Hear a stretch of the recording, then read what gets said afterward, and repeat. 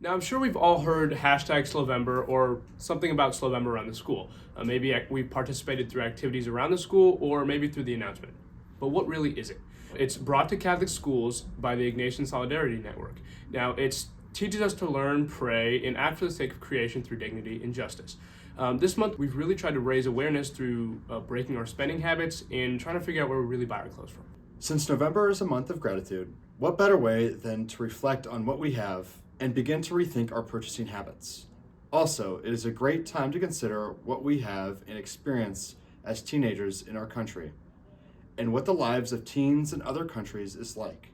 Perhaps some of our spending and consumerism affects how they live, or how it affects the environment. This month at Smet, we tried to celebrate Slowvember by sharing facts with you about our purchases, where our clothes come from, and what effects it has on the earth. We also hosted a polo swap to encourage reusing items instead of creating more waste, in order to encourage all of us to change the way we think about what we have, what we use, what we don't need, and what we do with our excess. During Slowvember, I have been able to learn where the clothes come from. When I checked the tags with my fellow students, it was a complete eye-opener to me. I'm grateful for the polo swap we did last week. In exchange for giving up a polo that I no longer wear, I got a slightly used polo from the polos collected. This activity reminds me about the potential value of reusing things like clothes, as well as helps me remember the commercial and capitalistic sides of our economy.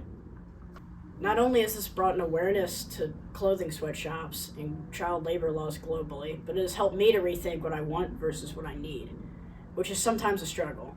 Do I really need to eat out for breakfast every day, have nice clothes, or all-you-can-eat sushi?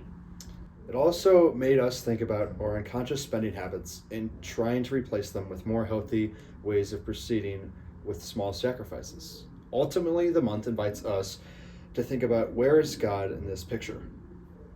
Over the next few weeks, of course, we will see retail stores enticing us to buy and spend. Perhaps we can challenge ourselves to take a few minutes out of our remaining days in November to slow down and think about our habits. Perhaps we can reflect on the ethical impact of general overconsumption, or we can even talk to our family about donating to those in our community who are less fortunate. It just takes a small effort to contribute to a big change.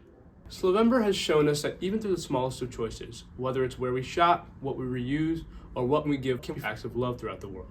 So our challenge is this: over the next few weeks, before buying something new, pause, reflect, and maybe offer a moment of prayer. Ask yourself this: do I really need this? Does this purchase honor the dignity of people who made it? Does it reflect gratitude for what I already have? Does it help love God and my neighbor more? If the answer is yes, then give thanks and proceed on your purchase. If the answer is no, offer that moment as a small sacrifice for someone who goes without. Let's reclaim this month as a time for intentional gratitude, simplicity, and love.